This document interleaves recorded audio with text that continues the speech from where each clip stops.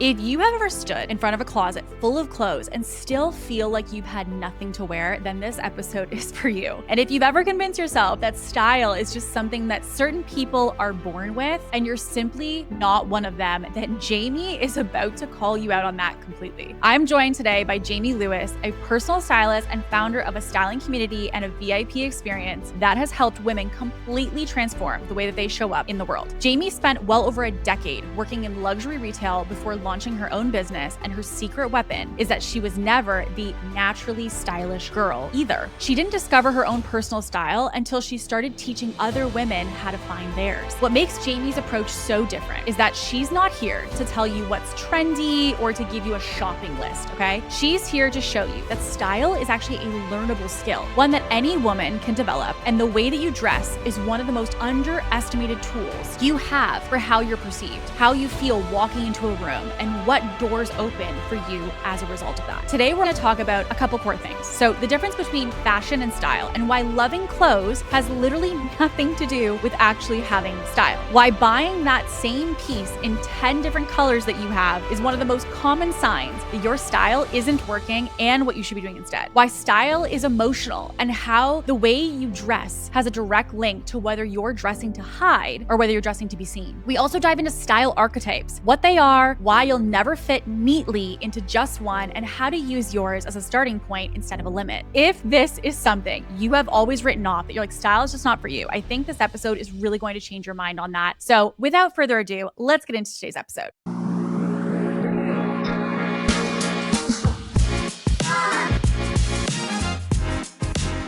Hello, you guys, and welcome back to Ambitious. Today, we are joined by the incredible Jamie, and today is an episode that I feel like you're going to want to take notes on, and I feel like also watch this episode more importantly than anything, because there's going to be a lot of visuals that we're going to be referencing. And Jamie, for anyone who's not familiar, of course, like in the intro, we said a little bit of the high level of like your journey, but I was saying that one of the things I think people assume when they are listening to a stylist or they're taking advice or insight from a stylist is like, you've always had style. And I feel like one thing you hear about a lot is people like discovering their style. So maybe for someone who feels like they're not necessarily been like the stylish kid or the person who was stylish growing up, how did you kind of, get into this? And what did, I guess, that evolution of like even your style look like? I was never the stylish person, which I think is the funny part about it all. I always loved and admired fashion, but that came from my grandmother knowing how to sew and trying to teach me kind of thing. But I never was the stylish girl. Nobody would ever look at me and say, oh, she's the effortless, chic one, whatever. But then I worked in luxury retail for well over a decade, and I still didn't even really know my style. I just knew what the must-have pieces were. I knew how to put those things together, but I didn't really truly understand my personal style until I started my own business, until I started styling, which makes no sense at all, because I always knew about luxury and how the garments were made and all the fabrics and all of that. But it wasn't until I started my business that I understood what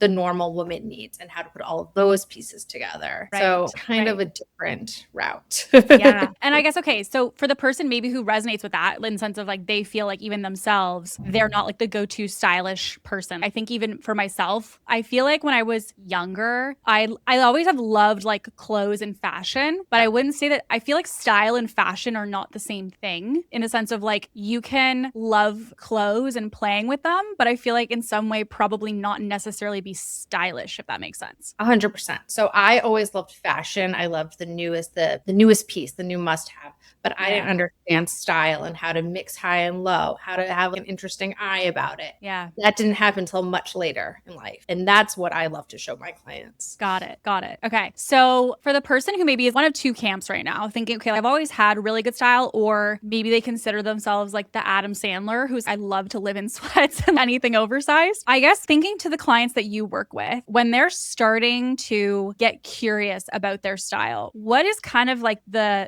thing that causes a lot of people who end up in your world to be like, okay, I want to take this seriously. I want to focus on this. You just kind of had enough already of just feeling so mediocre in your clothing every single day. You kind of had enough of just feeling like something is always missing, but you can't pinpoint what it is. Do you know what I mean? Like you look in the mirror every single time. It's like, why isn't it coming together? If that happens every single day for some people, for most women, then it's time. It's just I feel like For myself, I've thought of two situations, which is like you either have those 10 pieces that Mhm. you basically wear Monday through Friday and you're like, I have to do laundry because I'm missing my 10 pieces. Or you're someone who's, okay, I want to explore and I want to play, but then, a night out, I'm thinking is typically where it happens. Okay, like I'm going to dress up or I'm going to like really focus on that tonight. And then you go to get dressed and you end up with a pile on the floor of, no, that doesn't work, or no, I don't like this, or no, that doesn't land. And then you go to that staple outfit of whatever it might be that you end up wearing on a night out every single time because it's like your go-to. It's like your uniform. Yeah, it ends up being like your security blanket, but you don't really love it to begin with. It's just, it fits. Yeah. It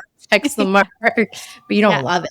I mean, and then you think of the outfit in your head that's supposed to work and it never works out the right way and it ends up on the floor as well. Yeah. Well, I feel like Pinterest is notorious for that. Or even, in some respects, celebrities. You'll see a celebrity or you'll see something on Pinterest and you think, okay, yeah, like I love the look of that. And I even see people on TikToks, like I'm trying to recreate this Pinterest outfit and it is not working on me. And that's because typically the inspo that they got, potentially like the shape of the body of the person who was wearing it, right, is not necessarily going to translate to them. Yeah. I mean, Pinterest is actually probably one of my favorite tools to show somebody like where your style can go because it's a mood board essentially. Yeah. Yeah.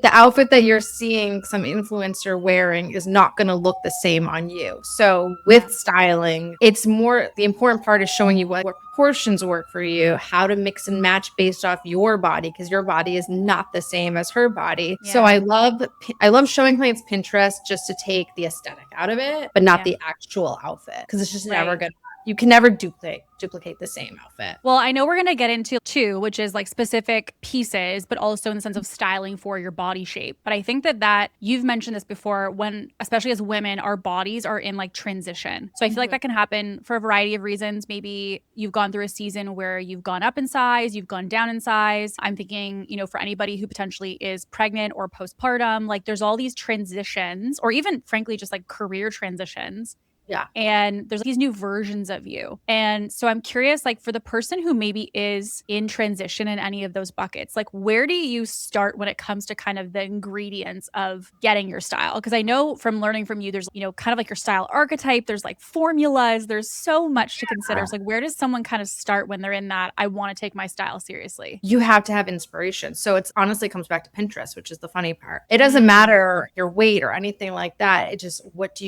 you want your style to even go? So start saving images everywhere and create albums for yourself. Start building out your mood board. And then you're going to start to see from all of those images that there's some correlation. They're usually never going to be all over the place. You're usually going to notice that you start saving a lot of outfits with wide leg pants and you start saving a lot of outfits with blazers or whatever it is. There's always going to be some similarity between all the images. And now you have your inspiration. So then you have to just take the inspo and then make it work for your unique body. Which is, I think, like contrast to what's quote unquote traditional people might think of with style, which is, oh, I'm a little bit more like, I know you said this, like it's not so categorized. I'm a little bit more preppy. I'm a little bit more like boho in my style. So do you feel like in a way then someone almost shouldn't be searching those terms because it kind of is not really allowing to find like what lands for them? You can. There's no harm in searching those terms. But when I'm searching, I want to get even deeper and say like eclectic, whimsical, put deeper words into it. And then you're going to find better results and know that you're never going to fall into one box. You're never going to be just bohemian or just preppy. That doesn't even make sense. You'll you'll follow an archetype of style, but it's never going to be just like one box. It's too limiting. It's like people saying I should get my colors done and then you're only falling into one palette the rest of your life. There has to be more fun than that. Yes. Well, I know you talk a lot about the archetypes with clients and with people that consume your stuff. For someone who's hearing that word archetypes, what do you mean when you say archetype? Yeah, I just mean that you fall under an umbrella. So for instance, you fall under, let's call it a minimalist archetype. Okay. So what does that really mean? Within the minimalist archetype, it does mean that you want to have fewer pieces in your wardrobe. It could mean that you want to have maybe more of a neutral palette versus a louder palette. There's just characteristics that will fall under each archetype. And I personally have about 6, but you can make your own. Like you can have fun with this and think about what words come to mind for you in particular. And then that can start to be your inspo. You have a quiz around that people can take? Yep. Okay. Right. Beautiful. Okay. Because I think one of the the core pieces, obviously, if someone's wanting to build their styles, knowing even what you're trying to build. I literally think about it, like you're saying with Pinterest, if you're building a house, you have to have a vision of what are we literally creating here before we start going and buying pieces or going into the execution of it. Because I'm curious with clients, what are some of the things that you typically have had them share with you that maybe were things they were doing in an attempt to find their style, that you're like, everybody is doing these things? And I feel like I've seen some of these pieces on your socials. It triggers me because I'm like, I'm the person who has the one shirt in 9 colors. But I'm wondering, what are some of those, I guess, go-tos that someone listening can be like, okay, clearly I'm struggling with my style if I'm doing these things? I mean, the main one is buying the same thing in 10 colors because Yeah. that's probably the main one. It's always you only wear 5 pieces out of your wardrobe and the rest is just hanging there. Or you're buying every single link that your favorite influencer is posting on her stories and half of it fits, half of it doesn't. There's so many things. You could be plugging into ChatGPT, how should this fit? And no, that's not going to work. So there's a few different routes that people go in. The most common one, though, is I will see the same sweater in 10 colors or the same t-shirt dress in 10 colors. That's probably the most common one. Yeah, and I feel like there's like a fine line between inspo, but then also drowning yourself in inspo. Because I feel like I do this even in other things. I feel like I'd love to be someone who cooks. So I save all these recipes, but do I do anything with them? No. So I'm also thinking from a style side, I could absolutely see someone saving TikTok, saving Instagrams of like, oh my God, I'm going to definitely do something with this later on. And then you're like so overwhelmed by all of the inspiration that you're like, I don't have any of these pieces, or you buy them, they don't function for anything else. 100%. There's too much noise out there, in my opinion. There's too many people. And that's just part of social media. But everybody is giving their 2 cents. And at some point, it just becomes way too much noise. And you don't know what to actually take for yourself or what to follow, if this is actually going to work for me. So in my opinion, take it all with a grain of salt and only follow a few people's advice, because you are going to get completely overwhelmed and just say, screw it, and don't do anything. Yeah.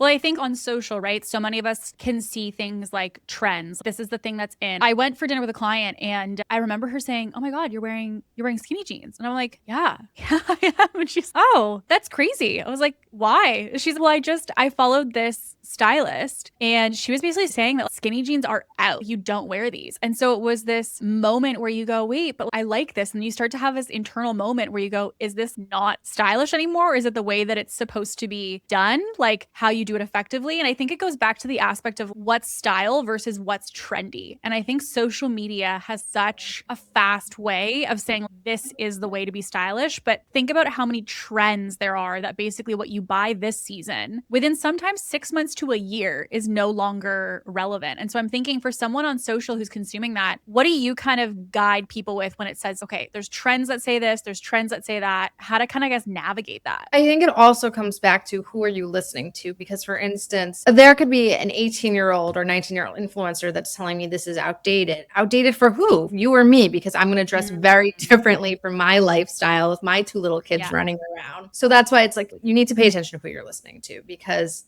if you're in a different life stage, then you're going to dress differently. And that's just what it is. So I think that's the biggest thing. And then, yes, there's things that are trending and then there's things that are going to be outdated. But if you still love the piece that's outdated, you just have to figure out how to style it in a modern way. With skinny jeans, for instance, wear them. I don't care. But let's just style it in a more 2026 way, Right. And so, okay, someone wants to start with evolving their style. I could see, which I feel like even with friends who are like, yeah, I'd love to elevate my style, but it's also just like budget. I don't have thousands and thousands of dollars to redo my wardrobe. For someone who's listening today and they're like, I really do want better style, but what does that mean, or what does that look like to take to the next level? What kind of is that spectrum of where somebody can start if they really feel like they want to see a shift with how they dress and how they present? So if their budget is minimal, that's completely fine. What I recommend then is figure out what are some of your go-to outfit formulas, figure out what's working for you with the proportions. And then you can go on the real and you can find some pieces that are, contemporary or designer at a better price point. You can go on ThredUp. You can go to your local thrift store. There's so many options for you now that it doesn't have to be like, oh, I have to spend thousands and thousands to have the style that you want. The key is understanding no matter the price point, the key is understanding what works for you. Okay. Once you know that, you can shop anywhere. Beautiful. Well, I think that's part of why when you lack that clarity, like you're saying, you end up buying the 5 different shirts over and over again because you're going in basically blind of, I don't know what I'm building. I don't know what I'm trying trying to add to my wardrobe. And there's a lot of, like you're saying, mixed advice online. This is right, this is wrong, this is trendy, this is not. And so you mentioned obviously first getting that inspo, right? So actually getting clarity of what it is that you want to create. So going through Pinterest, going through social, and just basically saving things that land for you. So once someone feels like they have that clarity, what is kind of like the next step after they feel like they have that inspo? So take all that inspo now, make yourself a mood board, like just a nice collage of a vision board of your style, just so you can have it all in one place. And then you have to edit your closet and see, do the pieces in my closet align with this mood board? And if it's an immediate no, they don't, then donate them. If they can be styled to align, then let's keep them and let's work with them. So from doing an edit, like a proper edit. So have a stylist, have a brutal friend, somebody there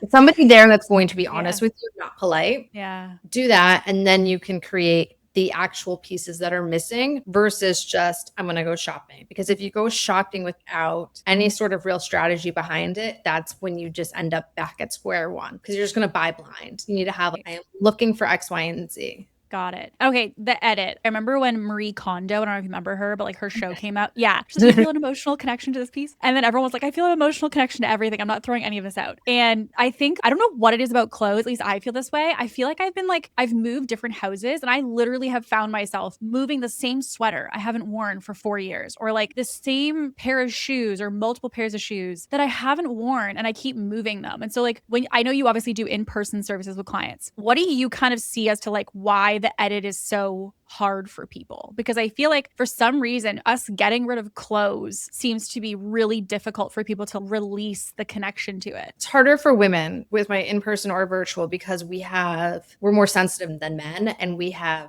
guilt over parting with something. We have like this underlying guilt of, I invested in this and now it's not working. I feel guilty. It's still perfectly useful. And so there is a big guilt in parting with something. And then there's also but I might like it next year. So if there is some sort of deep emotional feeling towards it, just put it in another closet. Just fold it up and put it in your closet. Your main closet should only be the pieces that you're wearing. Got it. Okay. Well, I'm thinking of two situations. I have a lot of friends who've had kids, and they'll have the clothes pre-baby, and then they have those in their closet. Oh, once upon a time, the time that I used to be able to wear those, but that they feel like those used to fit, but maybe they don't fit anymore. And the other scenario that I'm thinking of as well is I've also known people who have changed sizes pretty significantly, in the sense of maybe they've gone up or down, a variety of 4 or 5 sizes. And then you go into the closet, and I even have this within, I'd probably say 3 sizes. They're all there. There's jeans that if I go down 2 sizes or up 2 sizes, I've got all these different options. For the person who feels like maybe the old version of them is still in their closet, what do you recommend with how basically that's impacting their ability to style themselves now? It's ruining their ability to style it now. Well, first off, that's a completely different person. The woman that's pre-baby to now. I mean, you're not the same woman anymore. And also, what is it that we're getting rid of? Some jeans that you used to wear? We need to actually look at the piece that we're getting rid of. But if you're opening up your closet and 80% of it, or whatever it is, doesn't fit you anymore, that is a gut punch every single day. That does not feel great every single day. Or if you're opening up your closet and it's all pieces that are too big, you lost, maybe you lost weight. Are you going back to that size? I mean, just be very realistic with yourself. And what are the pieces that we're getting rid of? We can repurchase if ever needed, but let's not assume that we will have to. Yeah, I was talking to somebody who had lost probably almost like 100 pounds, and they were saying that for 2 years they kept all their previous clothes. And they're like, I realized by keeping those clothes every day, like literally think about how many times you go into your closet in a given week. They're like, every day I was literally looking at the old me. I was just like mentally reminded,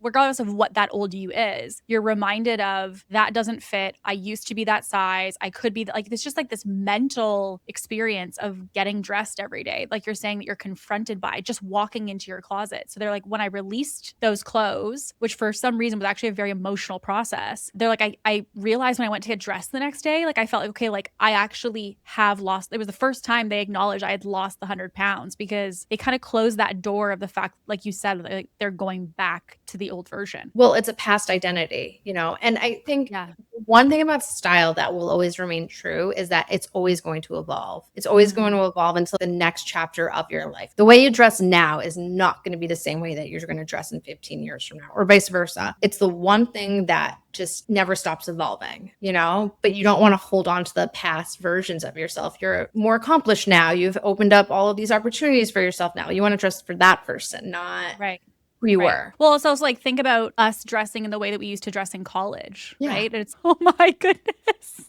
Exactly. I can't even imagine it. Okay, so someone goes in, they first need to kind of like create space for the new, right? So like cleanse, edit, as you said, out the old pieces that really either are not serving you, don't align with the future vision, or like you said, even if maybe just putting them in a separate area. And I will say, I did do that with some clothes that I was like, okay, I don't use them all the time. I'll put them in a separate closet. The next time I moved, that entire closet without editing anything went into donation. And it was like, it's been in this closet. I haven't even opened this door in probably a year and a half, almost 2 years. Why am I moving this to the next place? So I feel like it definitely helps a lot. And when you create that new space, then becomes, okay, well, what do we even replace it with? So how do you kind of know, like you said, obviously after that comes into shopping, where do we even begin when it comes to, okay, how we're going to replace or kind of like update our wardrobe? So then you want to look at kind of the vision that you've created for yourself and look at your lifestyle. So say you are working in an office, but you're also running around with your kids. You want to make sure that you have the right pair of sneakers. You want to make sure that you have the blazers for work. You want to just really look at what is your lifestyle, and then you can start to create the list. The main thing is you want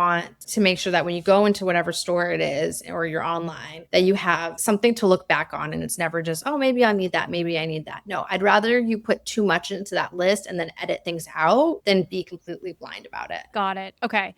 Because basically you're saying you want to kind of already have almost like groceries, like you almost want to have a shopping list. And I feel like with that, because I feel like everyone is going to be like, is this what I need? A capsule wardrobe. Can we address the capsule wardrobe thing? Yeah. Because I feel like is that why I don't have style? Because I don't have a capsule wardrobe? Fair question. That's just a trending word to me. My capsule and your capsule are going to be different capsules. So you have to understand that you cannot go online and just type in on Google capsule wardrobe and that's going to pop up. But you can start to create your own list of what you need, and that can start to become your capsule wardrobe, if that makes sense. People have core ingredients they need to have ideally within their closet. Yeah. And it's just, it will differ person to person. I mean, some people obviously might be the same, but it's going to differ person to person. You have to have those core ingredients, and you have to make sure that you can mix and match those core ingredients, so that you always have ample outfits. And that comes into trying it on all together, playing dress up and figuring out, okay, that goes with that. So that's a formula for myself. I can rinse and repeat that now as well with other fabrics. Got it. Okay. So for someone listening who's like, I want to take this into shopping, do you feel like you kind of almost need to know the formulas first before you get the pieces, or get the pieces and then figure out kind of how they mix and match once you have them? Get the pieces and just really play dress up in your room, and you're going to start to see it. Like, even if you're not sure if it's going to work together, just play dress up and figure it out that way. Right. And don't wait,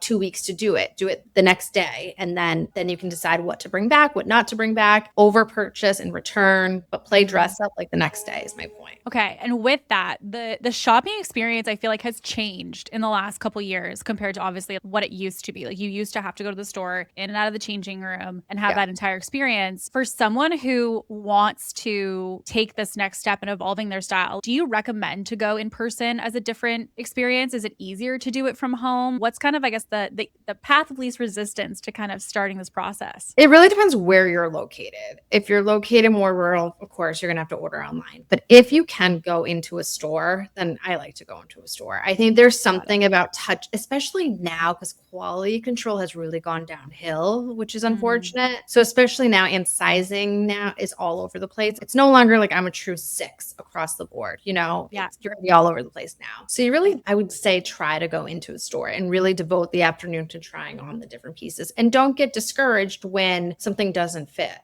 go into it knowing I'm going to try on 100 pieces right now. Yeah. It is such like I don't know how else to word it, but it is such a mind fuck to go Yeah. into one store in a single day. You go into one store and you're, let's just say a size 10 or size 12 or whatever the size is, and you go there, but then the next store you're a 14, but then the next store you're an 8, and you're thinking like, what is my size? And obviously you do like literal private shopping experiences with people. So like when you're knowing someone's size, is there kind of something that like you do with clients, like mentally let them know, like we're going to ignore the number basically, and we're just going to focus on how it fits? I don't tell them the size when I hand something. I used to have guidelines for it, but now those guidelines, I guess, have disappeared. And you're truly a size 12 here and a size 8 there. That happens, especially if it's a European brand, forget about it. So I don't tell them their size. I just hand them the piece. And if it's too big, it's too big. Then we just swap it. Or if it's too small, it's too small. But they don't know what size is ever. I just realized it's such like a mental thing when you're shopping, because then let's just say you go to 2 stores and you grab a size the exact same at both stores. One fits perfectly or potentially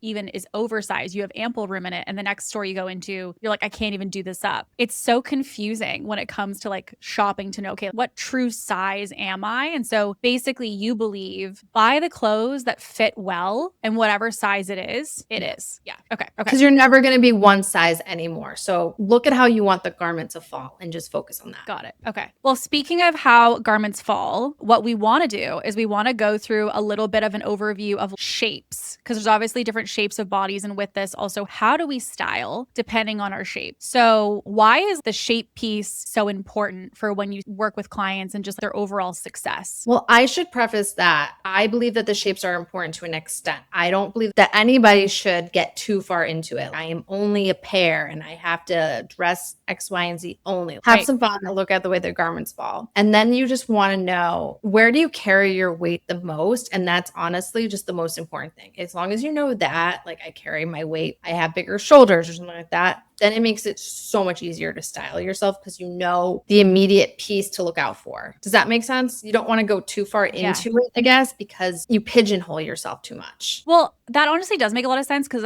I know that there was a friend that I had who definitely carried a lot of weight around her stomach. And I remember it being like, it was always so frustrating for her. And she'd share that because of her size, she felt like she was like, quote unquote, not allowed to wear certain styles because it's, that doesn't work for your shape. And she was like, yeah, but that's what I feel great in. So that honestly does make a lot of sense, because I think it allows people to, like you're saying, do something that you feel complements you feeling great in it, versus being like, hey, because of your specific type of body shape, you can't rule wise do A, B, C, D. Exactly. And then there's styling tricks that we can do to help you if you want to. For instance, if you're rounder, you have no waist. Okay, cool. Then let me show you how to belt something, since now I just gave you a waist, you know? So there's styling tricks that we can do for anyone.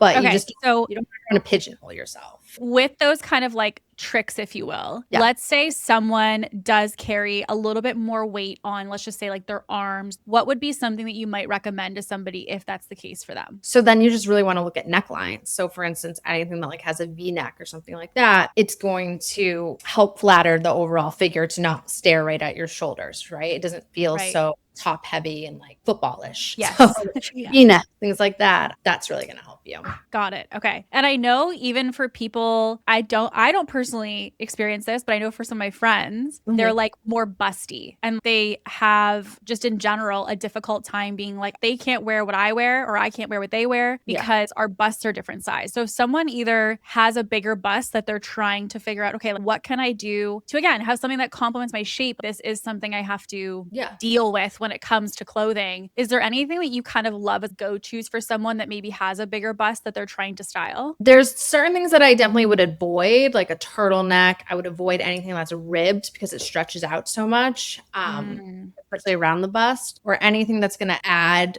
a lot of fabric right there. So a lot of people will think, let me wear something more oversized because then it's going to make it smaller. No. So those are things I would avoid right away. And then things that I look for, a lot of layering is going to help, but not oversized layering.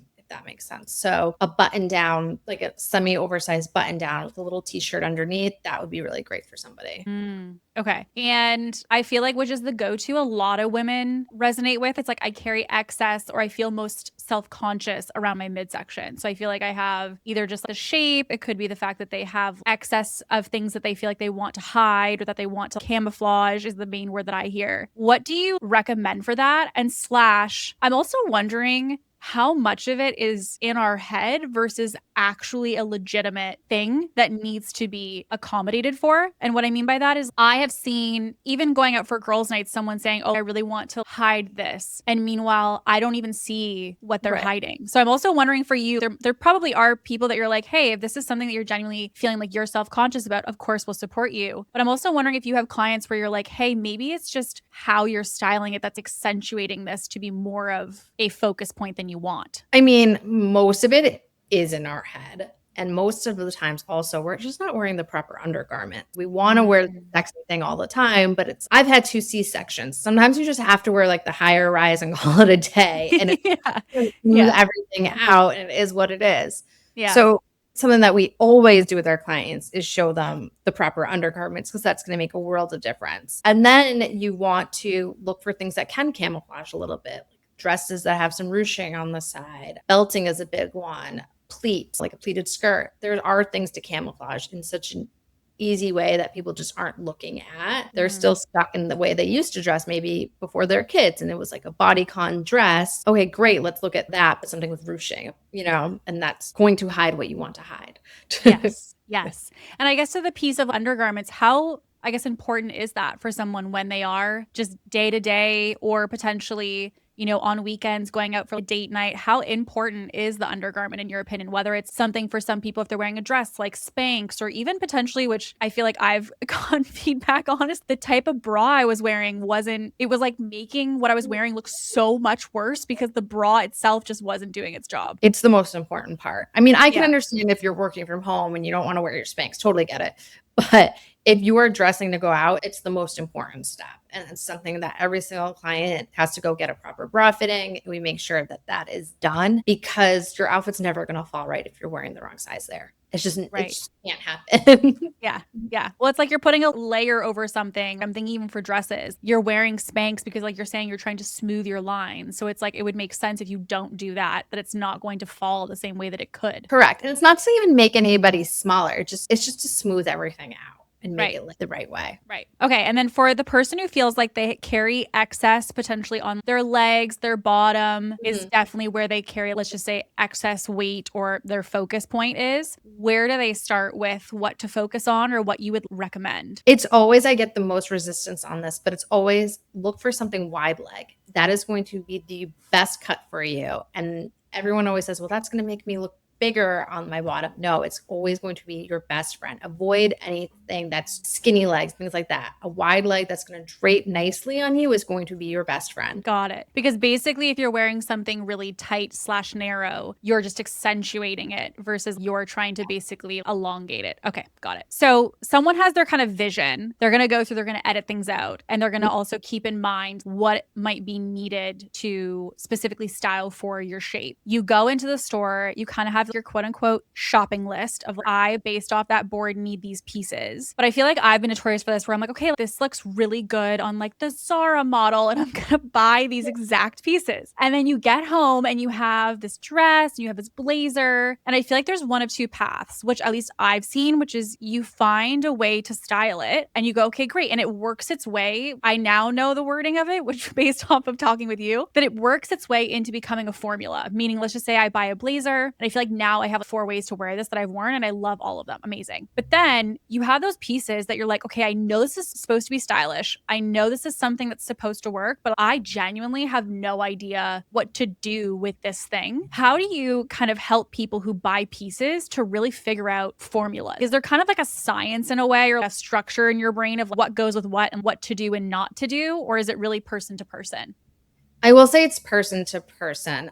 No, that's not entirely true. You want to always think about how can I accentuate my waist? Like 9 out of 10 times, that's what you want to think. So, for instance, if you're wearing wide leg jeans, okay, how can I accentuate my waist? Well, then you want to make sure that you're wearing either something semi-cropped or tucked in because now your waist is accentuated. If you're wearing an oversized blazer, let's say, then you want to make sure what you're wearing underneath isn't too baggy so that you can still see your waist a little bit. So that's kind of like the main thing that you want to keep in your head a little bit, and then you can go from there. But it is a lot of, for somebody that's not used to thinking about it in this sense, it is trial and error. Well, and I think like you said earlier, someone was asking, I was telling them that I was chatting with you today and they're like, I wonder if like tunics are still in, like these oversized, like really just like oversized shirts in any capacity. Is oversized something that helps people with their shape? Because it's just most people's perspective is that they're like, I'm going to go oversized because then no one can tell what my shape is at all. And I'm curious, like, what is your thoughts on basically just dressing oversized in the belief that you're kind of like blurring out your shape as a result? If we're dressing in that belief, it doesn't work. If you're dressing in oversized because you love it, cool, do it. But if you're wearing a tent because you're trying to hide a belly, it's not working. It's just making your belly look a little bit bigger. Instead, you could wear something oversized with something slimming underneath it so then we can see your shape. But there's no miracle to not see what's there. It's just about accentuating your best features, you know? Yeah. Yeah. And there's nothing wrong with it. Nobody cares. A lot of that is in our heads, which I get. Well, yeah, I think it really what I'm also, I guess, hearing too is like, there's just so much mental game to style. The mental game of releasing the idea of this is in or this is out, or I'm allowed to wear this now and I'm not allowed to wear this, or, oh, this is my shape, or, oh, I used to wear this and that's what I, kind of was my identity before versus now. Even with the clients that you work with, when people are elevating their style, what are they kind of typically hoping to achieve in the sense of mentally? I'm assuming there's probably a big shift with that. They just want to have an ease back in their life. They want to stop second guessing themselves every day.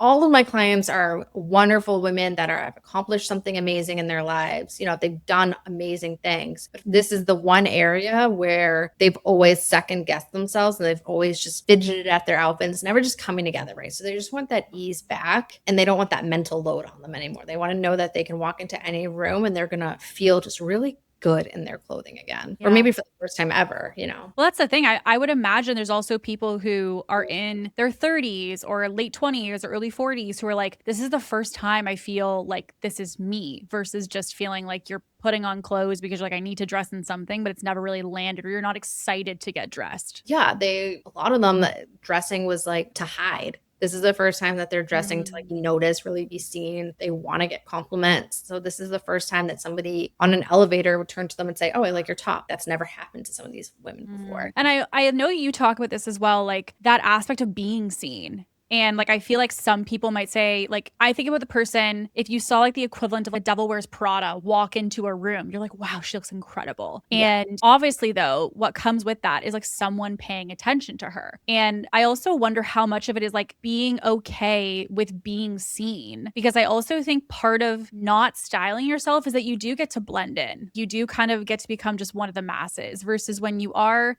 quote unquote, styled or dressed up, which is how some people might look at it. There's this aspect of like you're seen, like people really see you. And I also wonder if there's people that maybe aren't styling themselves the way they could because they just simply are uncomfortable with the idea that like I would stick out or it wouldn't be like what the masses are doing. Yeah. I mean, that's why style is so emotional, right? It's one of the areas where it's just all full circle. People a lot of times dress for security, to hide, to not be seen, all of the things. And it's kind of like people that have weight loss surgery and then they can't go back to eating the way they used to. It's like this whole like new mental thing. But it's also really exciting because they're seeing all the positive feedback that they're getting. They're seeing their team look at them a little bit differently in a great way. Like they're seeing opportunities happen. I have clients that have had more success in their dating life than before. I've had clients that have nailed job interviews that they would have never nailed before because they have just a new aura about them that they didn't have before. Well, that's the thing. Like, I think even those examples, like I think someone might say, okay, okay, like that's what I want. Like even someone listening, many people who listen to this podcast are people who are going for,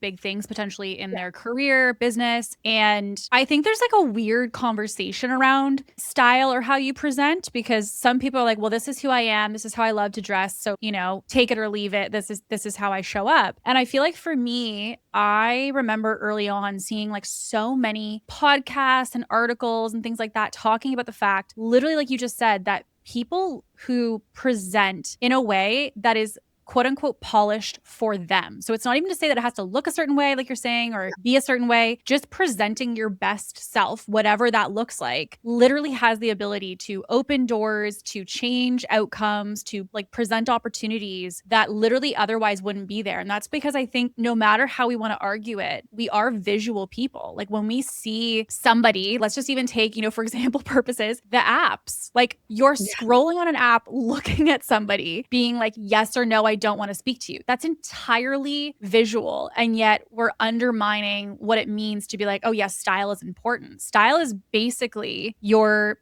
instant 30-second synopsis for someone when they meet you. I mean, it's a visual business card essentially, but there's been so many studies on this. I mean, there's it's called enclosed cognition. Like we are visual people. People perceive us a certain way before we speak. It's just kind of the way it is, In some ways, maybe it does sound materialistic, but it's really not, because it's also such an easy tool to have. Right. Right. Well, especially as you said at the beginning, you don't have to have a budget of thousands and thousands of dollars to do this. And of course, if you do, fantastic. But I think really what you're saying is style is less of a resource thing as much as it's more of a choice to leverage the resources that you currently have access to. Exactly. I mean, if you have an unlimited budget, I love that for you, but most of us don't. So it's really just about, once you know what you're doing, you can shop anywhere. It's not about even buying so many new pieces. It's about using what you have. Can you tailor those pieces now a little bit better? There's so many ways. I don't have an unlimited budget at all, but you get savvy. And like on the other end of the spectrum, the person who feels like almost similar to business, like they want to invest with this, because I know you also have, the very like VIP experiences that you do, which are a very like personal, high level experience. What are kind of like the typical women that have done that with you? What are they usually wanting to do with that, in the sense of like they're kind of looking as, this is how I see this fitting in for me, or what I want to do to support myself? Well, they know that we are visual people, and they know that now these women have big teams. Now they're presenting at conferences all the time. They're starting to do things in their life that they have to dress a certain way.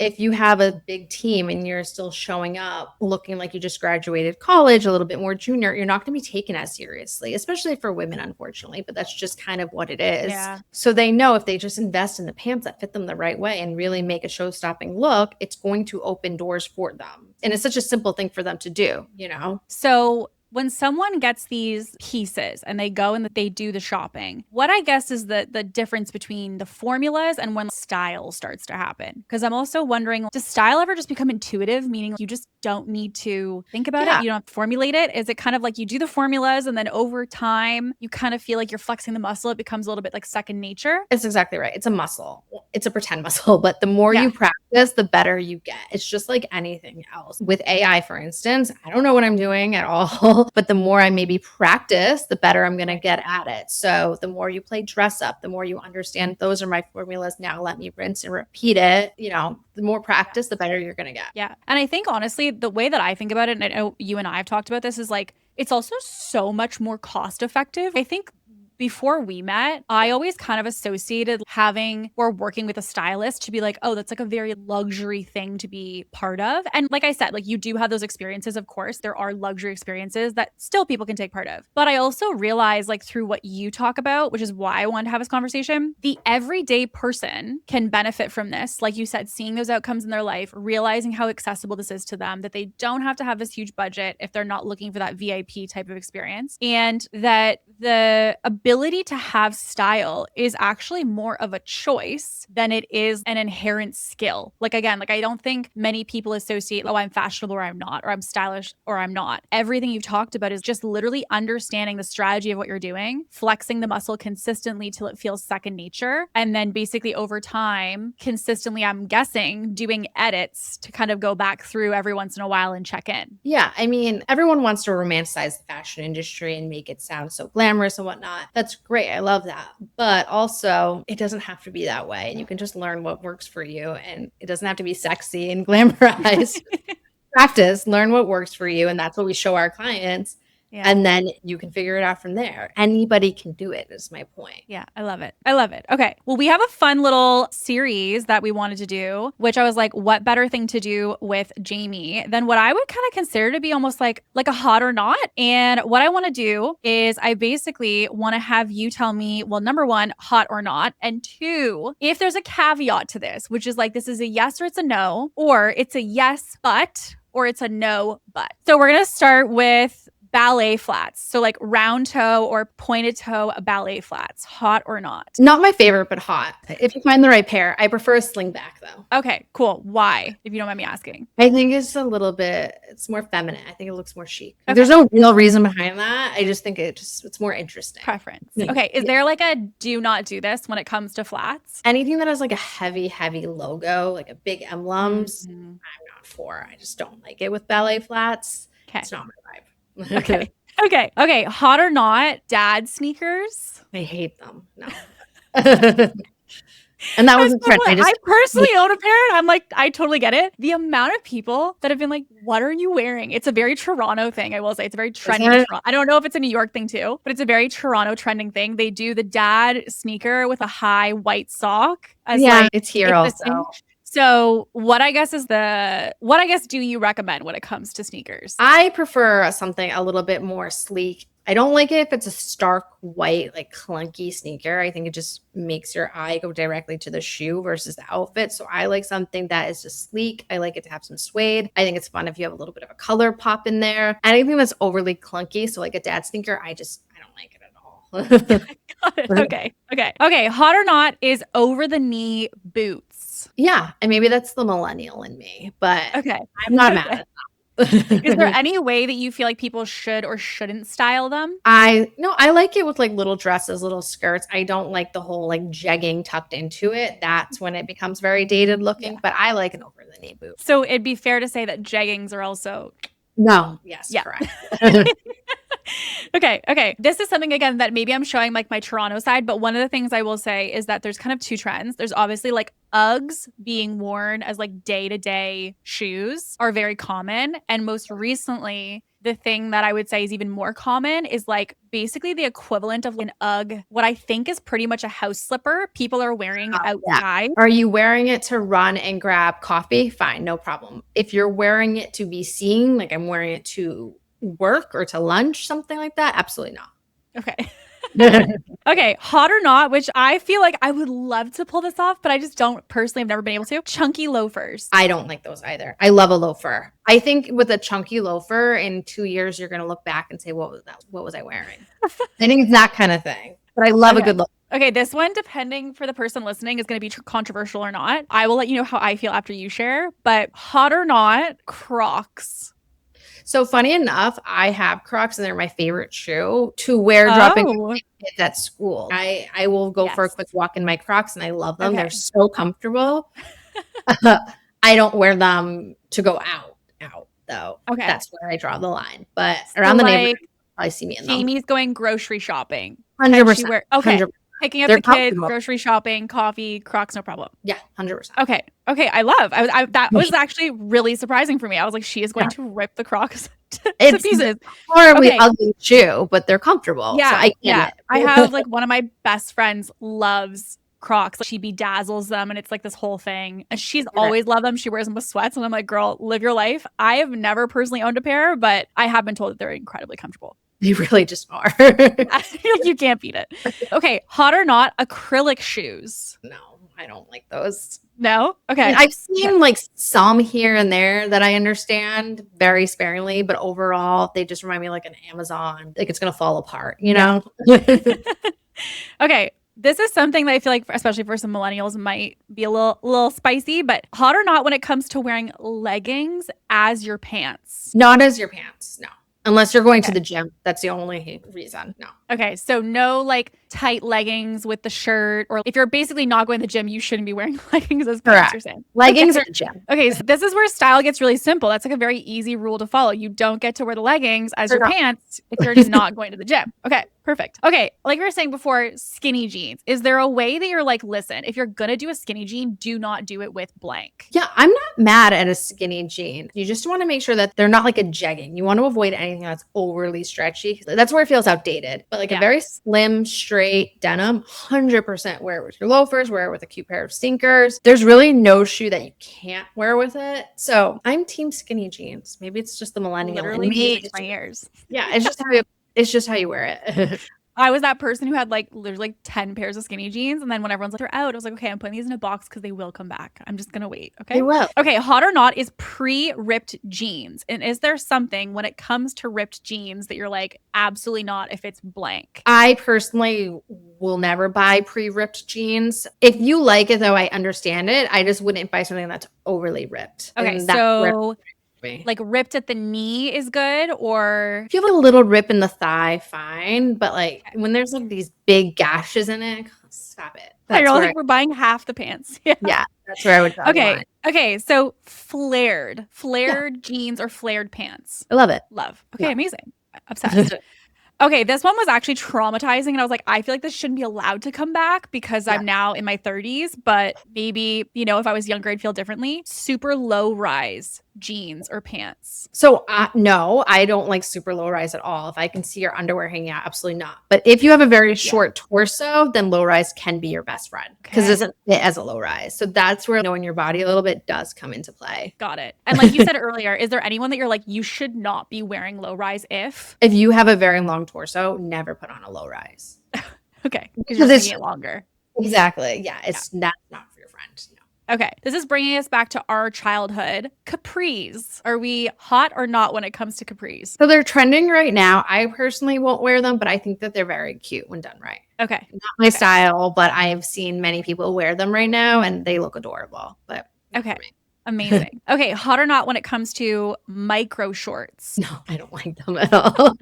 Unless you're at the beach. No. Okay, wait. Why do you say no? Because I feel like literally if you go to, let's just say like a site like a Revolve, it's like, I personally don't get it. Maybe it's just, again, a style thing. The length of those shorts is like what I wear to bed with like an oversized t-shirt. Do you know what I mean? I physically couldn't see myself wearing it outside. Bless your heart if you have the bod that you could, but what do you love or not love about it? What is it? Like, where's the rest of this? It's underwear. That's going to be something in a few years we're going to laugh at. If you have enough confidence to wear it walking down the street, then fine. Because your confidence is at another level that I'm in awe of you. And that's where it ends, though, I love it. Okay, this is something I think that everybody will, in some respect, they'll have a version for themselves. Oversized graphic tees, hot or not? Yeah, 100%. Okay.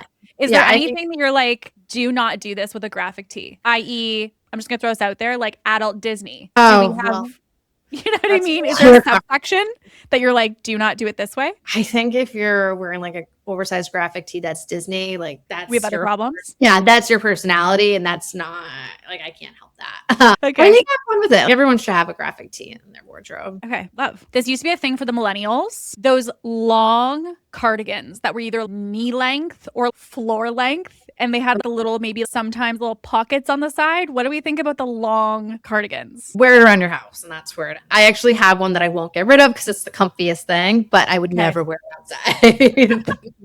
Okay, and when it comes to cardigan done well, like to the floor, is that like a no? Is it like short, again, waist accentuating cardigans? What's like the way to do a cardigan now? Just a waist length cardigan. I wouldn't buy a long one, like the drapey ones. Don't do it. Just buy a normal cardigan. Yeah. Be normal. Okay, this one will definitely be my question, but it's also something that we wanted to know in general with our list here is hot or not when it comes to turtlenecks? Yeah, 100%. Okay, what's like a no with a turtleneck? Or is there one? Like the super oversized turtlenecks, I don't really like, like when it's too much fabric around your neck, but in general, a turtleneck, absolutely. Yeah, it kind of gives like the neck collar they put on when you get in like an accident. It's like thick. Yes. Okay, sheer blouses that you can see completely through. I think if you style it the right way, if you have a little bralette kind of thing and you're on a date, fine. Cute. Okay, beautiful. Maxi dresses. Yeah. It's another one that would just depends. If it's like a t-shirt maxi dress, no. But if it's like a very pretty cotton summery one, absolutely. Beautiful. Okay. Capped sleeves, hot or It not? depends on the person, but usually no. For me, for instance, I carry like most of my weight in my arms. It just makes your arm look bigger. So it's just like, you just don't need that. It's like a frame on your arm, basically. Correct. And it just doesn't really work on most women. Got it. Okay. This is one that I feel like you're either one side or the other. And I'm very curious on this one personally. Hot or not when it comes to overalls, jean overalls. I'm not against it if it's the right pair. And there's so many different ways this could go. I think if you're like, it can look very, I'm on the farm easily. So if it feels costumey, then it's wrong, but I've seen like some pregnant girls looks very cute, Yes. It's so funny when we were literally our team coming up with this list, they were like, I feel like overalls are like when you either have baby on red or you have a baby, you're painting. If you're a classic rom-com movie situation, you can wear the overalls, but the rest of the time. Okay, I've actually seen this on your social, so I'd love for you to explain this. The 3/4 length pre-scrunched blazer. I don't like them. Okay, why? Why? It never, anything that's like pre-done, I usually don't like. Let me choose the length that I would like it to be at. It's kind of twofers, like shirts that 2-in-1 shirts. Those never work right. But it always just looks a little cheap to me when it's pre-done. Never falls right. I would avoid it. I do believe you should roll up your sleeves and things like that, but for you, usually it does not work. So rolling up the sleeves of a blazer, what's kind of like your intention or your vision around doing so, or just to style an outfit? Yeah, so it does make an outfit look a little bit more effortless, a little bit more casual, but it also, it's funny, dressing for your body and whatnot, it brings the eye to your waist. So it does something for your figure as well. Cool. Okay. I feel like I know the answers to this one, but sequin shirts. I mean, I'm wearing Is there a way to do them that you're like, this is a no, but this is a yes? Is there kind of like a filter when it comes to it? I think we've all seen the outdated New Year's Eve sequin tops that I would pass on. Yes. But I really like sequins for the daytime, like you can see. I think there's a way to make it not so obvious New Year's Eve, and that I love. And I think that's with personal style. You're either team yes or team no. Yeah. I was actually thinking the exact same thing. I'm more thinking the sequins that like if you put light on them, it's like a mirror. Do you know what I mean? They're just like so in your face, like a New Year's. That's exactly what I was thinking. I love that. Okay. And also I feel like this one for a lot of millennials, either elder or young millennials or even Gen Z. I really need to know your take when it comes to bodysuits in any shape, size, or length, because I feel like bodysuits for some reason for a lot of women are like a staple. Throw that on with a pair of jeans and you're good to go. It used to be like that was the going out uniform. I personally think just retire it. Dang. I don't like it. That's not to say I don't like all bodysuits. Of course, there's bodysuits that I like. I think it's just like a tired looking outfit now, though. Okay. I've done it for a very also feel like thinking of the principles you talked about today, it wouldn't really do anything except like suction your shape. Yeah. And also with styling, us millennials, we love just like a very fitted, tight moment. Our clothing doesn't have to be that tight all the time. Like we can breathe a little bit. I don't like You're like, guys, permission to breathe. Okay. So I'm going to get a little into almost accessories here, or kind of day-to-day pieces that you might add. Hot or not when it comes to pantyhose, both black, maybe patterned, or skin-colored pantyhose? Skin color, no. Black, yes. Pattern, I'm not crazy about unless that's your vibe, then I could see it. If you're kind of whimsy and eclectic, then that's cute. I get it.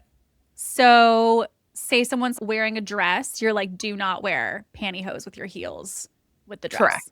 Correct. Okay. Big chunky headbands. No, it just reminds me of a little girl. Okay.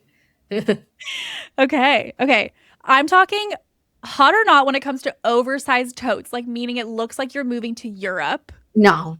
Because it's so big. 100% no. Okay. What do you like? What's kind of your, rule, structure, vision when it comes to this? Is if you need a bag to carry a laptop, etc., do generally this? I mean, yeah, everyone should have a nice tote bag. I just don't think that you need to carry like a large duffel bag with you, but like a tote bag that can fit your laptop, like a normal size. Yeah. Absolutely. Yeah. Okay. So if it's the size of your laptop, it's a good size for a bag. Okay, absolutely. Beautiful. I love that rule. Okay, on the complete contrast, the micro purse, i.e. the bag you literally can't even fit your phone in. Micro, no, I don't understand it, but small, yes, absolutely. Okay. So a small it's touch just of your some kind. phone and like a lip gloss. I think that's very cute. Statement necklaces or costume jewelry? Costume jewelry are 100%. Statement necklaces, you don't want like the bib that we all wore like in 2012, like the J. Crew bib that everyone had. Yeah. But yeah, I love a good piece of costume jewelry. I love. Okay, amazing. Now, if someone's wanting the go-to rule, i.e., I want you to think back of like all the clients you've helped, all the people that you have worked with. If there is a through line of advice that you're like, I don't care what your style, I don't care what your age, I don't care what your shape, you should not be wearing or doing blank. Is there something that you've seen style-wise that you're like, it's like kind of the cross all different people, sizes, everything. It doesn't matter who you are. This is just a rule and that's it? Stop looking at the sizes so much. Okay. Stop thinking that you're always going to be one size and look at the piece first. Love it. Okay. Okay. Well, obviously today we're going through editing your closet, getting your inspiration of what you want to have for your style, how to pick pieces, understanding your shape, styling them together, like so many things. If someone wants to take this to kind of the next level with their style, like what would you say is like the first place that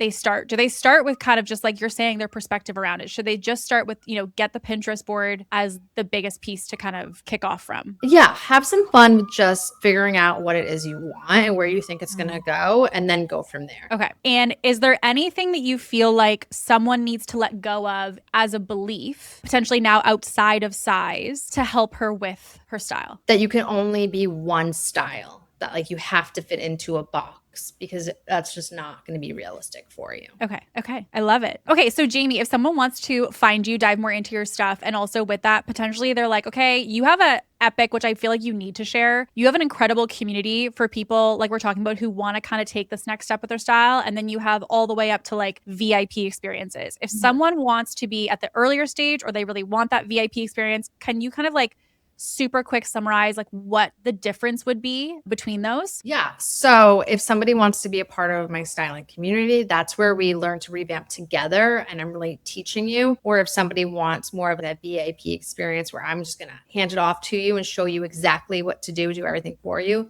that's going to be the real difference. Both are going to get you an amazing transformation. It's just how you go about doing it. Yeah, amazing. Okay, well, I will say all of us have our style notes. So if we leave and we go back and we put our sweatpants on, that's a personal choice at this point. Jamie, thank you so much for today and diving in with us. And if someone wants to reach out and connect with you, is Instagram the best place? Shoot me a DM or I have a contact form right in my bio.